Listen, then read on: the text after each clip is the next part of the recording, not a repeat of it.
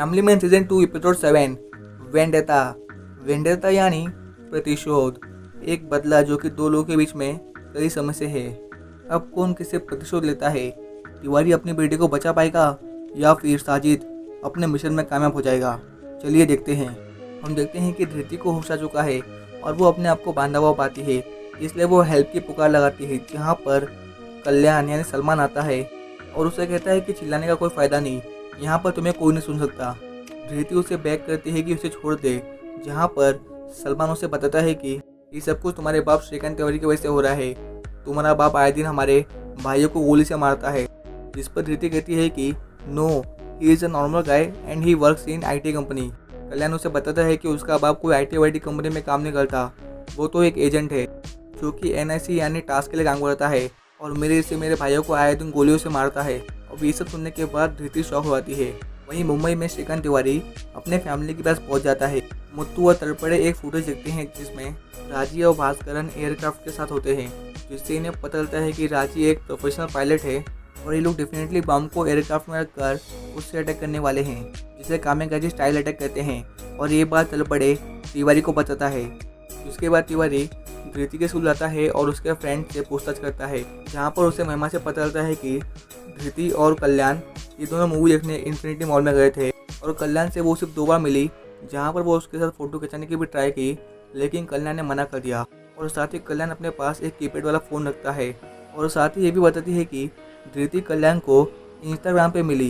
ये सारी बात जानने के बाद श्रीकांत तिवारी समझ जाता है कि हो ना हो कल्याण ज़रूर एक टेररिस्ट है, इसलिए वो अपने साइबर फ्रेंड के साथ इन्फिनिटी मॉल जाता है और वहाँ के CCTV फुटेज में कल्याण और धृति को देखता है, जहाँ पर उसे कल्याण का फेस भी दिखता है, जिसके साथ ही उसे कल्याण के साथ रहने वाले उस आदमी की फुटेज भी दिखती है, जिससे वो कैमरे में कैप्चर कर लेता है। वहीं कल्याण और कल्याण के साथ रहने वाला आदमी धृति को मारकर उसकी रिकॉर्डिंग करते हैं, जिसमें वो बोलते हैं कि श्रीकांत तिवारी जैसा कहा जा रहा है वैसा कर। दूसरी ओर तलपड़ी और मुत्तू एविएशन स्कूल में आते हैं, जहाँ पर उन्हें सिल्वा का आदमी मिलता है, जो कि उन्हें वो सर्च के लिए मना करता है। जिस पर मुत्तू और तलपड़े उसे कहते भी हैं कि वो लोग एजेंट है और ये देश का मामला है, देश का सवाल है। जिस पर वो आदमी मुत्तू और तलपड़े को वारंट लाने के लिए कहता है और इस बात पर मुत्तू और तलपड़े को उस पर डाउट होता है, इसलिए वे लोग उसे कहते हैं कि जब तक वारंट नहीं आता तब तक हम लोग यहीं रहेंगे।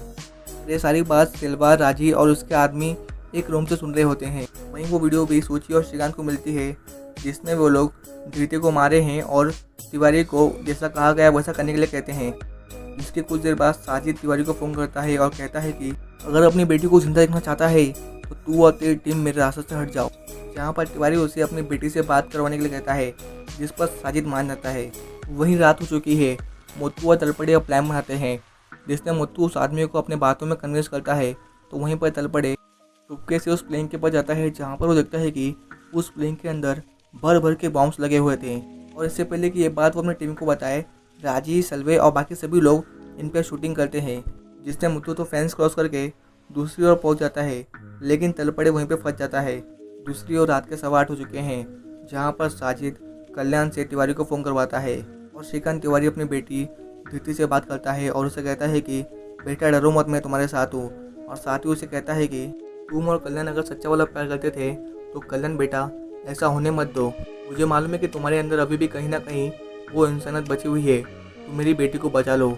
क्योंकि फ़ोन स्पीकर पे होता है और ये सारी बात कल्याण, धृति और वो आदमी सुन रहे होते हैं, जहाँ पर तिवारी साथ ही कहता है कि बेटा धृति, तुम प्यार पे भरोसा करो, प्यार बहुत स्ट्रांग होता है, वो किसी को भी कमज़ोर कर सकता है और किसी को भी हरा सकता है। प्यार बहुत ही पावरफुल चीज़ है। ये सारे वर्ड्स आप याद रखना, क्योंकि ये एक टाइप का कोड वर्ड होता है जो कि श्रीकांत ने अपनी बेटी को कहा होता है। वहीं मौका देखकर तलपड़े भी भागने की कोशिश करता है, जहाँ पर राजी उसे शूट करती है और गोली तलपड़े को लगती है, लेकिन तलपड़े फाइनली फेंस को क्रॉस करने में कामयाब हो जाता है और गंभीर हालत में चलते हुए एक रोड के किनारे आकर बेहोश हो जाता है। साजिद कल्याण और उस आदमी जिसका नाम सैयद होता है उसे फ़ोन करके कहता है कि कैमरा रेडी रखो, ताकि उसकी बेटी को मारने के बाद उसकी चीखें हम रिकॉर्ड कर पाए और ऐसा वीडियो बनाएंगे जिसे देखकर श्रीकांत तिवारी खुदकुशी कर ले। और साथ ही वो सैयद को एक नाका पे मिलने बुलाता है।